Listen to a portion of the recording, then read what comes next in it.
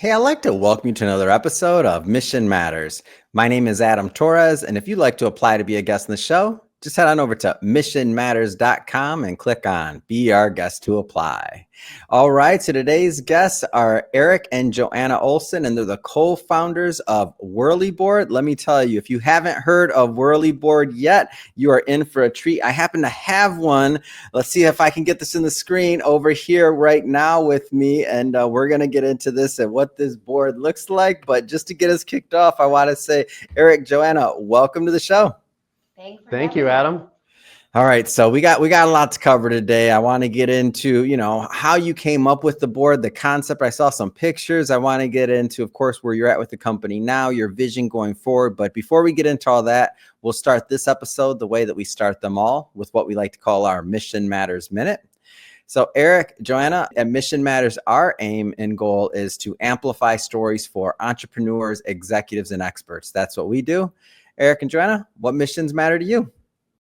Well, our mission started as a way to make cool products. We started with the Whirly Board, and we intend to continue making more cool products. And Joanna has a greater mission of trying to save the world by using recycled products, promoting an active lifestyle, and just getting people to appreciate this awesome planet and save it. It's awesome. Love bringing mission-based individuals on here to share why they do what they do, how they're doing, and what we all can learn from that so that we grow together. So I saw some pictures of the original version of Whirly Board. And first off, how did this all come about? Like, where'd you get this idea, Erik? So I'm a board sports enthusiast. I grew up loving snowboarding, skateboarding, wakeboarding, all of those. And that was kind of my favorite thing to do. So incidentally, I was into balance boards, but the only balance boards that were out there were like the roller style. So you have a cylinder and you roll back and forth on the cylinder. But I personally never really felt like it helped much with actual board sports or anything really. It was kind of a fun activity, but I didn't think it did much. Mm-hmm. So I had the idea. I used to do a 180 on the roller, and I would, stand one way, spin and land the other way. And I thought, geez, what if there's a balance board where I could keep spinning? That would be kind of fun because there's really no end to how far you can spin. And spinning is something I struggled with as a board sports person. I'd get a little awkward on my 360s and 540s. So I wanted to be able to practice that. So I cut a bowling ball in half, put it on a skateboard deck, and cut a pool ball in half and put one on the nose and tail. Yeah. And it turned out I really had a lot of fun with it in my basement. And I was like, geez, this thing is really cool. I think this could be something. And I had always wanted to, when I asked myself, what do I want to be when I grow up? At the time, I was an insurance salesman. That was definitely not it. Mm-hmm. And I would always say, I want to invent something and make it and sell it. And that was what I wanted to do. And so I was like, this is it. I'm going to do it. I can start making these in my garage. Yeah, in the dust. Joanna, hold on. So you got a pool ball cut in half. You got a couple pool balls, bowling balls. Grab it. What are you telling Erik at this time? Like, what's going on?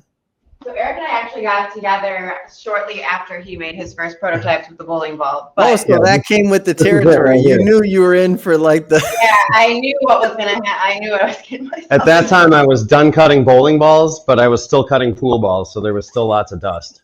Yeah, the pool balls were a great idea though, because all the pool balls that were made were like sequential. So everybody who got the first original Whirly boards were like the original ones. Yeah, the first 159 boards, because pool balls go up to 15 and 9, so 159 was as high as I could go. So those are all. Oh, so the original boards that were sold actually had the pool balls on them.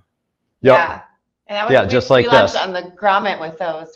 That was our pool ball craze. No, once we were on the grommet, we were switching from pool balls, and the material we were using did not turn out, and I found out last minute that it left marks on the floor. So it was a mad scramble to find a new material and then try to make all the balls in time as the orders were coming in. And wow. Just so the holiday season. Yeah, there's always a crisis at any given time. So a lot of entrepreneurs that watch this show, and I'm just curious from your end, like, what was it like pushing through with that early prototype and that early concept? Because like you said, things are going wrong. You're like, it's leaving marks on the floor. What do we do with this or that? Like how did you push through that time? Good. You just do. Innovate. Yeah, I Solve mean, the problems yeah, as just they come. figure it out. Just scramble to figure it out. That particular problem, I just found another material, which was an epoxy material, and it took longer. I was like mixing the liquids together on the washer and dryer. At the end of the Washer season, and dryer was our trash. washer and dryer was destroyed. It was just covered with epoxy, all dripped all over it, and I was with a little chamber with a hair dryer so they would dry faster, because we had.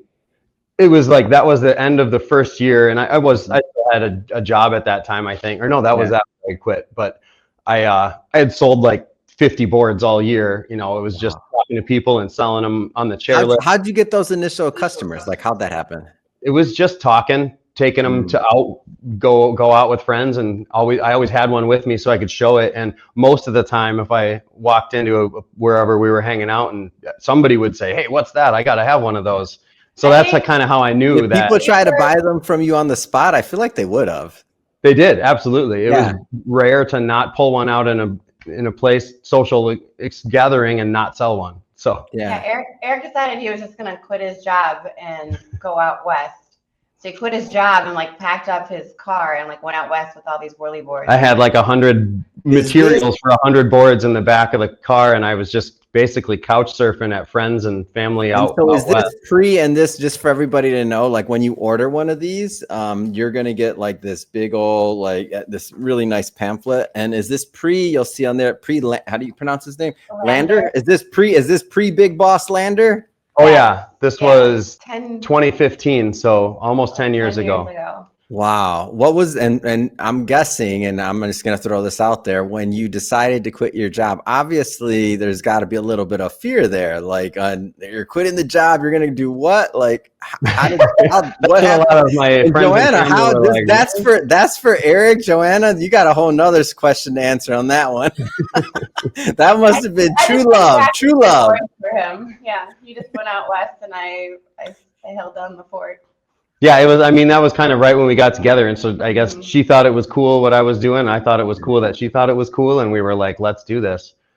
Wow, what an amazing story! And so now you have the product. What happens when you go out west? Like how does that work for you? I went out there, and like I said, I was staying with my cousin and other friends. I basically just traveled around the mountains. My goal was to snowboard every day when I did that.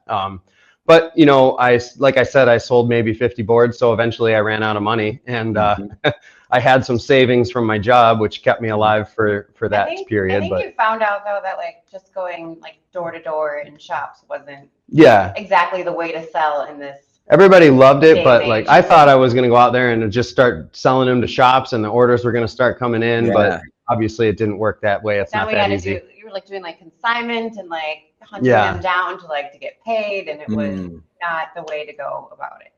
Yeah, so it was. How did you pivot? How did you adjust from that? You had an initial idea, and then like how did you pivot? Well, that was it. I came back, kind of found out that the good news was I proved the concept, because I'd bring it into board shops, and it always was well received. People were like, "Hey, that's really cool," and I want that. Like, I like these. Don't really have a space for it in our shop right now, but I actually sold more on chairlifts and other places, just talking to people incidentally. But so I came back home, and we realized that we needed to figure things out and figure out how to sell them. And did the website. And that was the grommet. So I don't know if you've ever heard of the grommet. Amazon. Yeah. Grommet, I don't think the grommet exists like it used to. The grommet does not exist like it used to, but it was like a platform where you'd make a video, they'd make a video for you, and you'd launch your product to their audience, and they had a pretty sizable audience. So we did this launch day, which was December 7th, 2015. And I was, I had felt good about it, but I didn't really know what was going to happen. And then we had this call before the launch day, and they're like, well, we're projecting to sell 200 boards, on day one or on launch day. And I was like, oh, wow, yeah, good luck with that. That sounds like a lot. They're like, I sold 50 all last year. I know. I'm like, well, yeah, sure. I got those ready to go. Sure. Yeah, that sounds good. And then they called me at like 11, and they're like, when are you going to get more boards in? And I'm like, why? And they're like, well, we're sold out of the 200 you said you had. And I was like, uh-oh, I better go start pouring epoxy. Oh, man. that was a great, like, hey, this is probably gonna work maybe.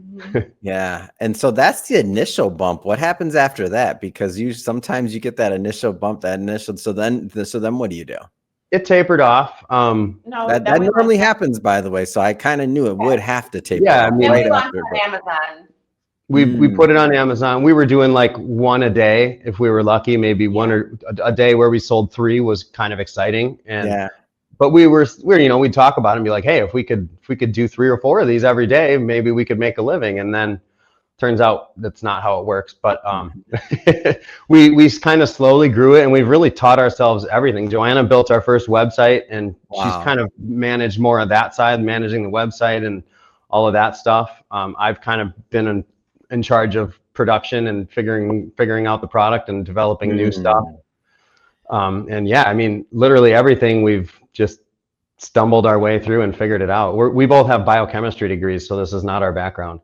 No, it's totally your background. Everybody goes to school. It says biochemistry, balance boards. They both start with a B. There's something very relatable there. Science of balance. Exactly. And so your original board, you mentioned had bowling balls and let's see if we can see this, and pool ball here, bowling ball there. Like so you've obviously upgraded. You've continued to like improve the board. It's absolutely beautiful. Just for everybody at home that's watching this, I mean, it's heavy, it's nice, it's quality, stands up to any like skateboard or board you'd think you'd buy. You obviously manufactured and created this for something that you wanted yourself as well. It's definitely really high quality product. When I first saw it, I didn't really know what the weight would be like. I didn't know the thickness. I didn't know but I feel like once you get one of these, like it's going to be really hard to wear that thing out. Like it is. I mean, I designed them. It's an heirloom item unless you're like out on some.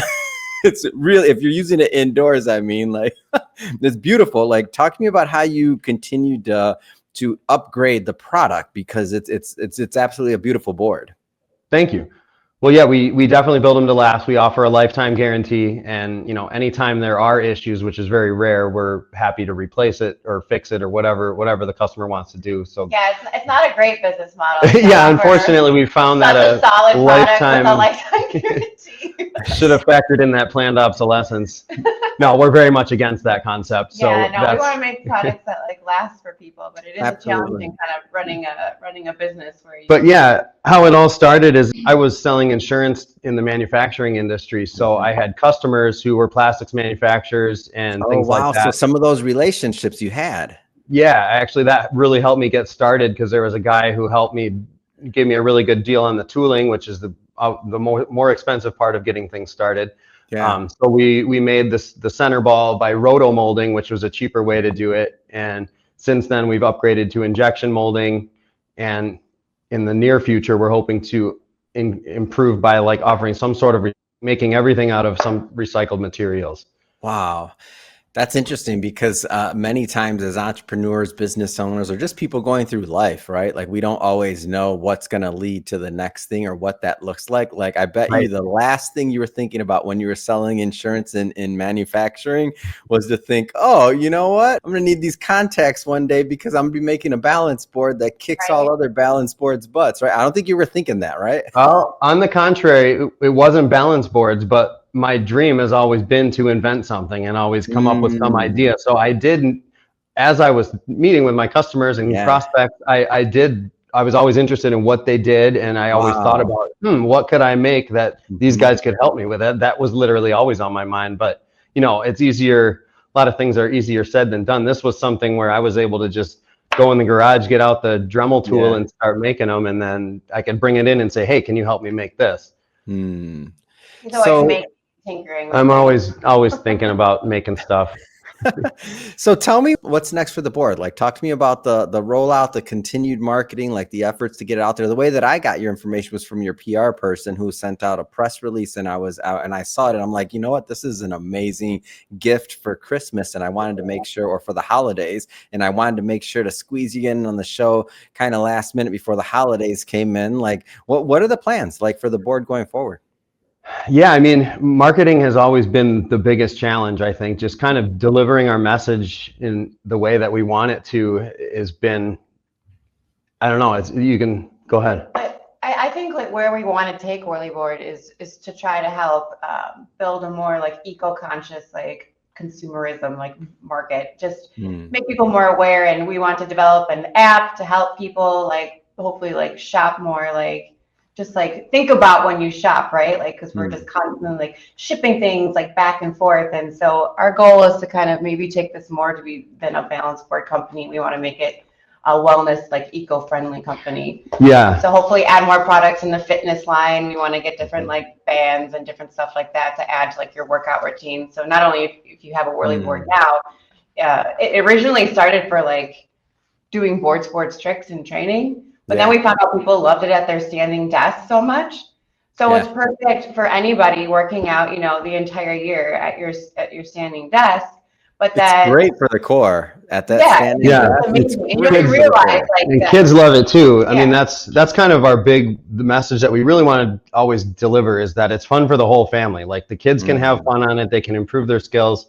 Parents can use it for workouts or at their standing desk. And anybody who's into board sports is going to automatically enjoy it, I think. We just want people to like want to improve their wellness overall. And by doing like loving like the board and loving their sports, they'll also like in turn like love their environment and the earth and hopefully give back. We've had a lot of slogans over the years, but I think our first slogan was always more than just a balance board. And that's, I feel like even though we've come up with a lot of other taglines or whatever, I think that's the one that really we want to carry forward and become more than just a balance board. We don't want to be just a balance board company. We want to be like a wellness and encourage people to get outside and inspire companies to kind of take on a similar business model, or just, you know, inspire people to buy products that are similar to ours, like that are like manufactured in the US and different things like that.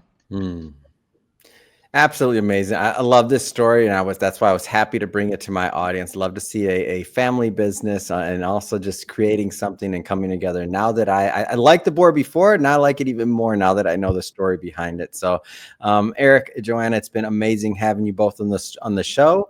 I just have to ask, what's next? What's next for you? What's next for the company?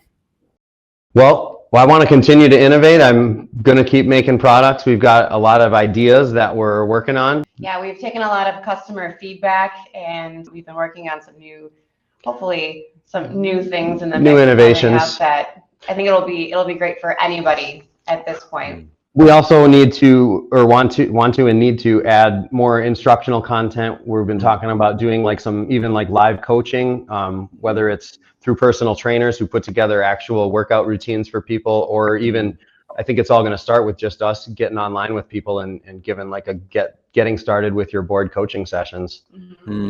That's amazing. Well, great to hear this. And for all the people that are watching or listening to this and that wanna connect and that wanna grab a board, especially for the holidays, how do they do that? Best place would be our website, whirlyboard.com. And if you sign up for SMS, I think you can get 15% off right now. Oh, we like time. It will be there in time for Christmas. Amazing. And for everybody watching and listening to this, just so you know, we'll put the links to the website in the show notes, so you can just click on the link and head right on over. And speaking of the audience, if this is your first time with Mission Matters and you haven't done it yet, hit that subscribe or follow button. This is a daily show. Each and every day, we're bringing you new content, new ideas, and hopefully new inspiration to help you along the way on your journey as well. So again, hit that subscribe or follow button. And Erik, Joanna, man, it has really been a pleasure. Thank you so much for coming on the show. Thanks for having us. Thanks for having us.